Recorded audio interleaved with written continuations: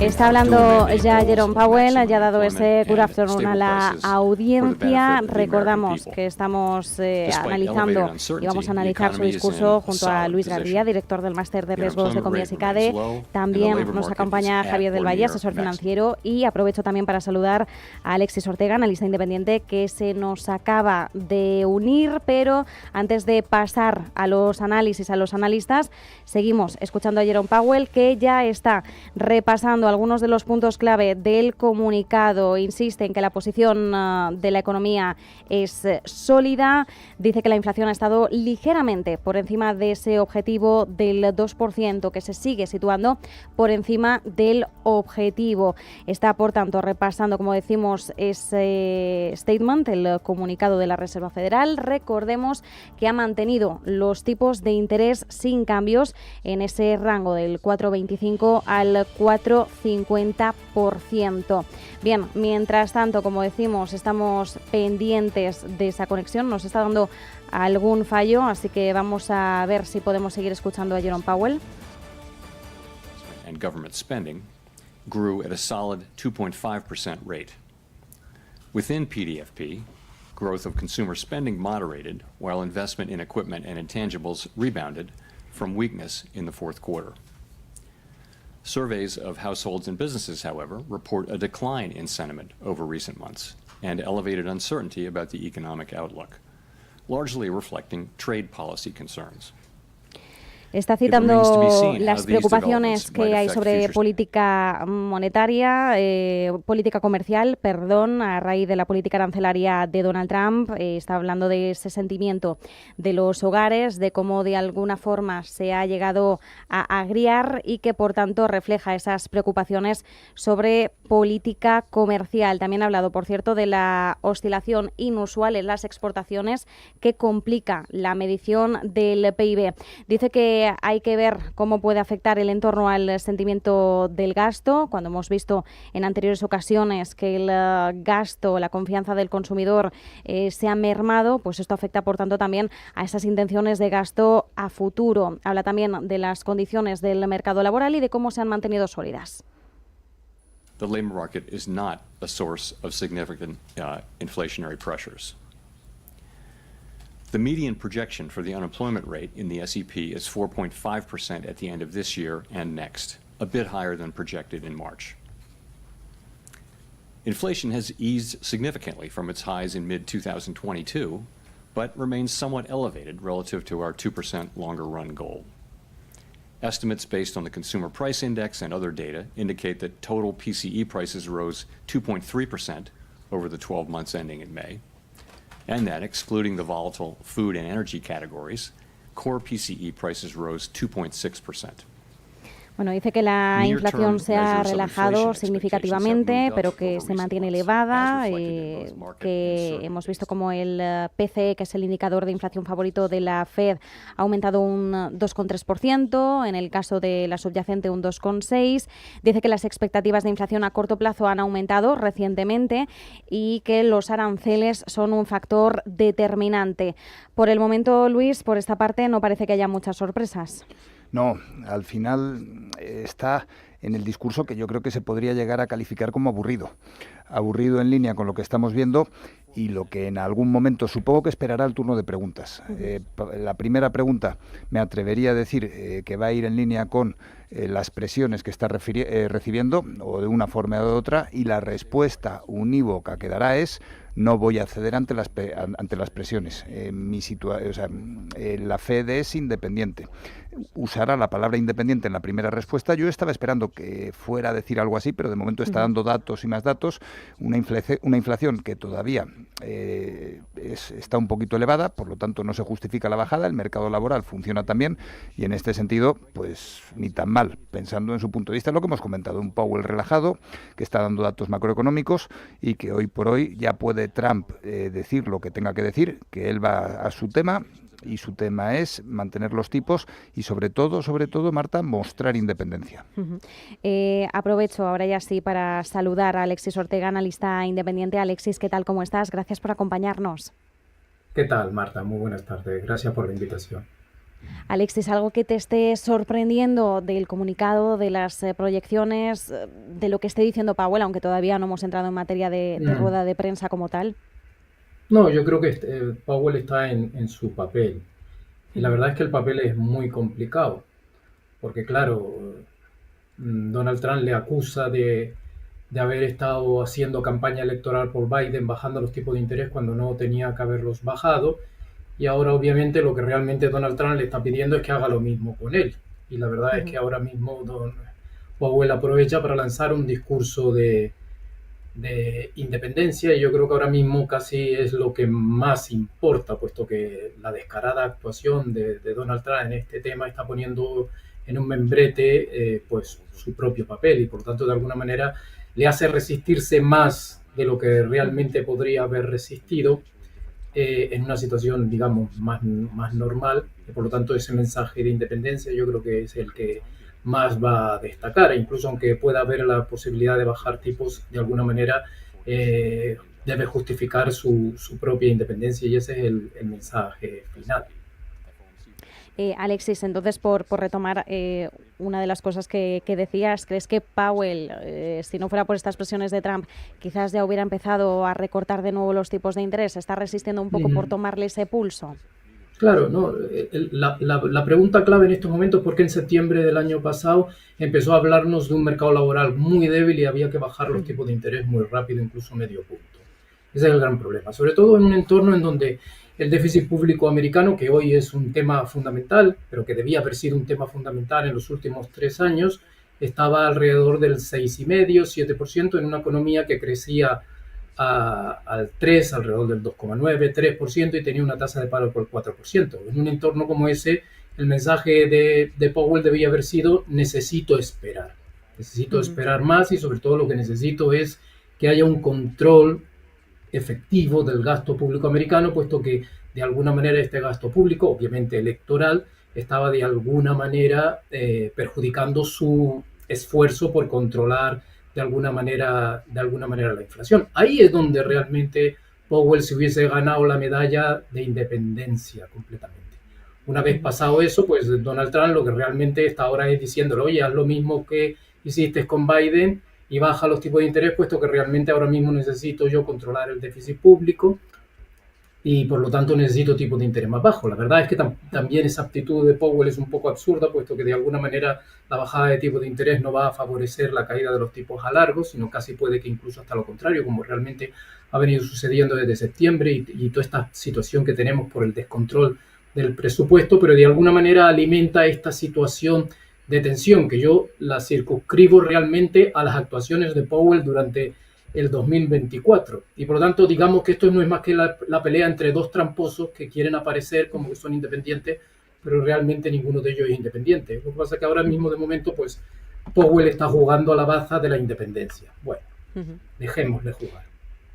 Bueno, me ha gustado esto de pelea entre dos tramposos. Mientras tanto, vamos a aprovechar para escuchar un poquito más a Powell, que, por cierto, por repasar algunas de las declaraciones que ha hecho, dice que las proyecciones de la Fed están sujetas a una incertidumbre inusualmente elevada. Entendemos que le preguntarán por esto, que hay que evitar un aumento único de precios que pueda convertirse en un problema de inflación continuo.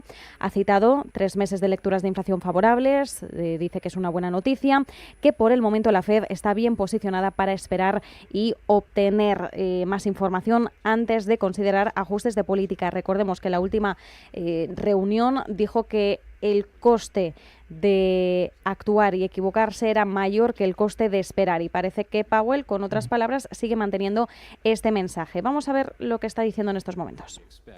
As you point out, we do expect to see more of that over the course of the summer. It takes some time for tariffs to work their way through the chain of distribution to the end consumer. A good example of that would be goods being sold at retailers today may have been imported several months ago before tariffs were imposed. So we're beginning to see some effects, and we do expect to see more of them over coming months. We do also see price increases in some of the relevant categories like personal computers and audiovisual Bueno, está equipment, things like diciendo, that. decía por cierto antes, que el tamaño, la cantidad y la duración de los aranceles son inciertos y que va a llevar cierto tiempo el ver el impacto, el efecto de los aranceles en la economía. Hablaba del verano, donde podrían empezar a apreciarse esos efectos, pero que sobre todo lo íbamos a ver en los próximos meses. Seguimos escuchando. Ultimately to the consumer. Today, the amount of the amount of the tariff effects, the size of the tariff effects, their duration and the time it will take are all highly uncertain. So Vuelve a that is decir why we think que el tamaño, la cantidad y duración son inciertos dentro de los aranceles. we think our policy stance is in a good place where we're well positioned to react to incoming developments. Y vuelve a decir que la Fed está bien posicionada. Escuchamos la pregunta.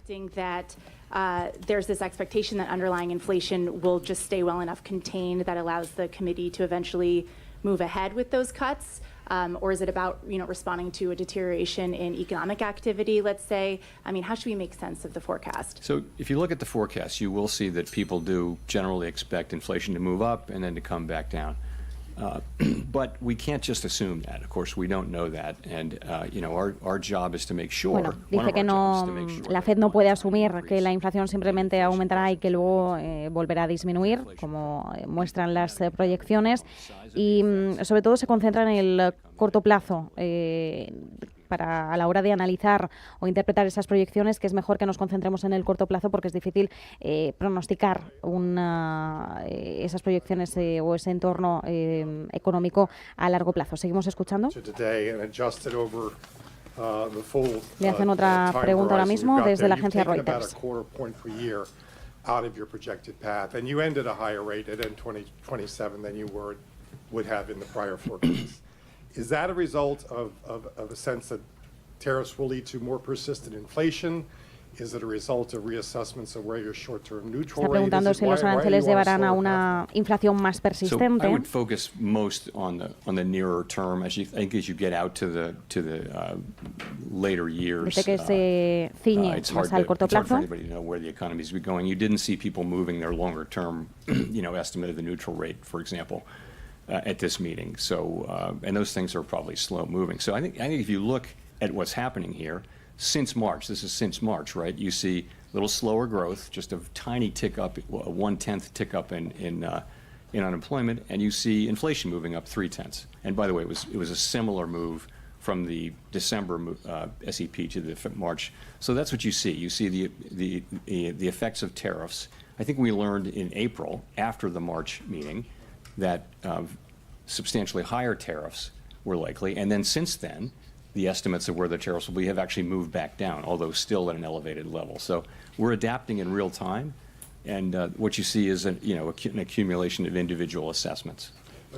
Interesante esto porque, bueno, dice que la Fed se está adaptando en tiempo real a las estimaciones de cómo de altos podrían ser los aranceles, que la incertidumbre sobre la economía disminuye, que por cierto esto también es una frase que podemos ver en el comunicado, alcanza su punto máximo en abril, que ha disminuido. Aprovecho de nuevo para que retome la palabra Javier del Valle, asesor financiero. Javier, ¿algo destacable dentro de estas últimas declaraciones de Powell? No, nada nuevo. Creo que es muy parecido a la última reunión. Sí. Creo que ya comentasteis la última vez, creo recordar que la palabra incertidumbre se repitió no sé cuántas veces. Creo que vamos por el mismo camino. Y una pregunta que me gustaría que surgiese de algún periodista es, Alexis hacía un buen punto, ¿no? ¿Por qué ese recorte tan grande de 50 puntos en septiembre con esas condiciones laborales y no ahora 25 puntos cuando las peticiones iniciales de desempleo han empezado a subir durante 4 semanas de forma continuada y la inflación está en un nivel más atractivo del que estaba en términos tanto mensuales como interanuales de lo que estaba en septiembre de 2024? Entonces, creo que esa es una excelente pregunta que alguien debería hacer. Y otra excelente pregunta creo que sería preguntarle por qué, si en 2024 adoptaron la filosofía de meeting by meeting y dato a dato, es decir, no intentar pronosticar lo que iba a pasar, sino actuar según los datos que tenían sobre la mesa, ¿por qué ahora sí están jugando a pronosticar en un entorno en el que ellos mismos consideran que es extremadamente incierto? Por lo tanto, cualquier pronóstico, de hecho, fíjate que la primera frase que ha dicho de la primera pregunta, que me ha parecido muy curiosa, es: las nuevas proyecciones están sujetas a una incertidumbre inusualmente elevada.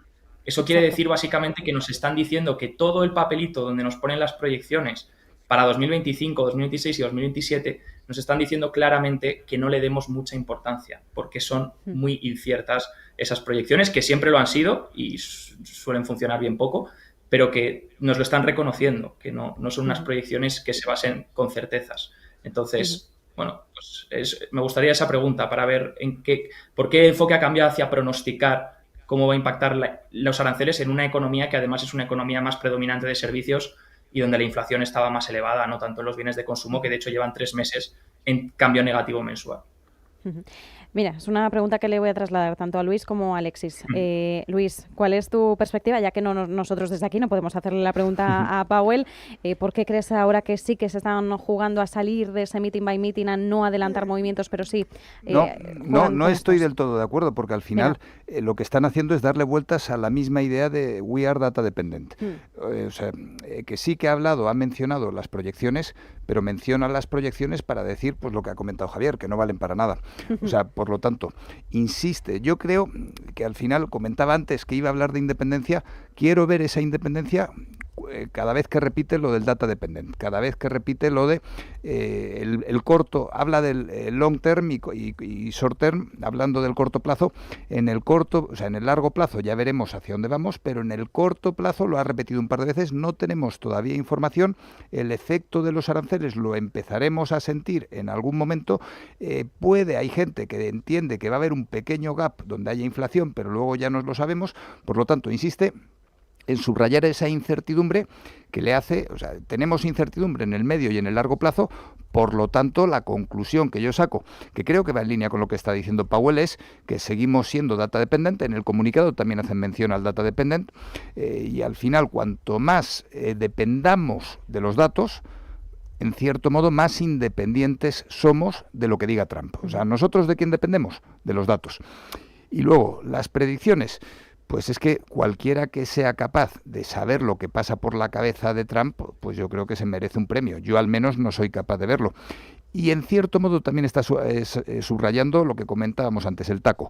El Trump always chicken out. O sea, que de momento está diciendo que hay aranceles, pero vete tú a saber lo que va a pasar dentro de un mes, 2 meses, cuando Trump pegue la estampada, que es lo que suele hacer, o lo que suele ser habitual en los últimos 4 meses. Por cierto, hace apenas un minuto ha dicho que probablemente llegarán a un punto en el que sea apropiado recortar los tipos, pero no adelanta, evidentemente. Pero bueno, es que ningún banquero central lo hace. También tenemos que darles un poquito de tregua mientras hacemos el comentario desde la barrera.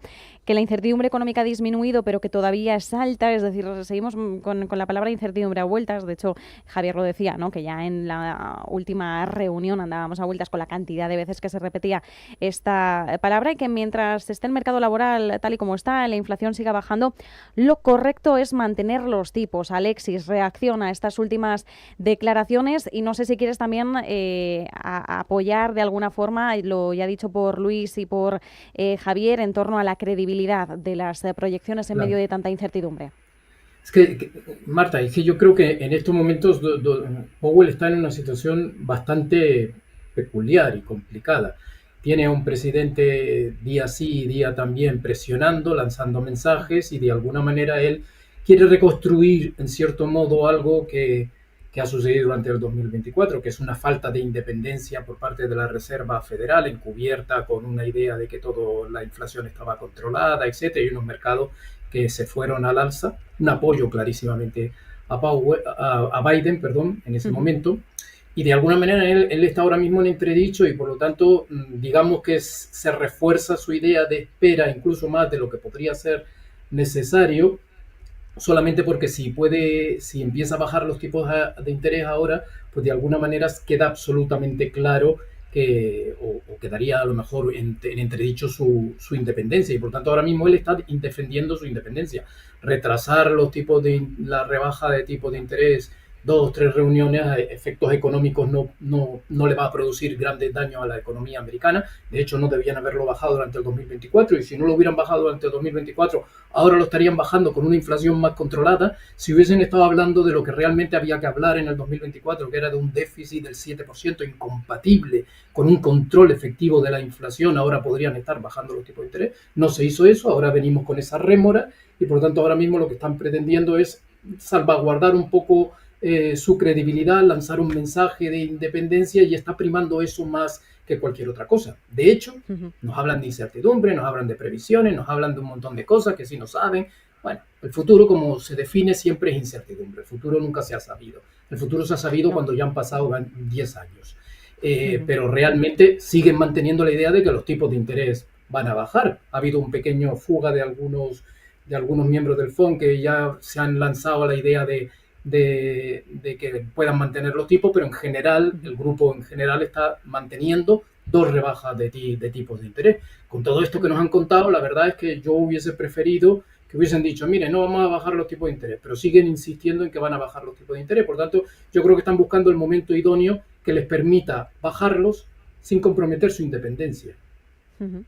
Interesante análisis. Vamos a seguir escuchando a Powell, quien, por cierto, en estos últimos minutos ha dicho que, bueno, ha dicho algo que podríamos traducir en el diccionario. Además, Luis Garbía hizo un diccionario maravilloso que traducía el Banco Centrales a nuestro castellano. Dice que necesitamos ver algunos datos reales para tomar decisiones, es decir, se sigue manteniendo un poco en ese enfoque dependiente de los datos, que a medida que obtengan más datos, las diferencias en las previsiones de tipos van a ser menores, y que la división en las proyecciones puede reflejar esas diferencias en evaluaciones de riesgos. Vamos a seguir escuchando a Jerome Powell. More about where inflation is headed, and that means when it is time to look at resuming our normalization process, the differences you see should be smaller because we'll have seen actual data. Right now, it's just a forecast in a very foggy time.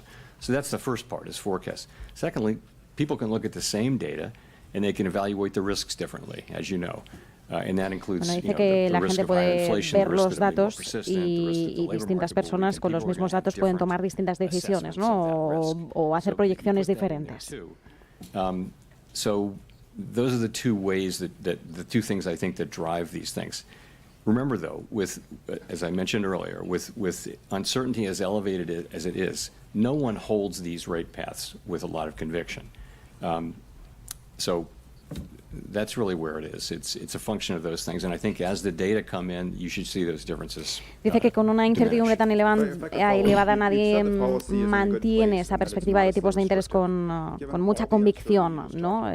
Que si se analizan los datos en retrospectiva, pues preferirían tipos más cercanos a la neutralidad, pero que prevén una inflación significativa en los próximos meses.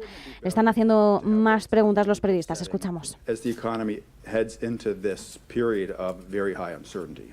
So if you just look backward at the data, that's what you would say, but that's not. We have to be forward-looking, and the thing that every forecaster, every outside forecaster, and the Fed is saying is that we expect a meaningful amount of inflation to arrive in coming months, and we have to take that into account. So I think a backward-looking look would lead you to a neutral stance, but we can't. We have to look at that, and because the economy is still solid, we can take the time to actually see what's going to happen.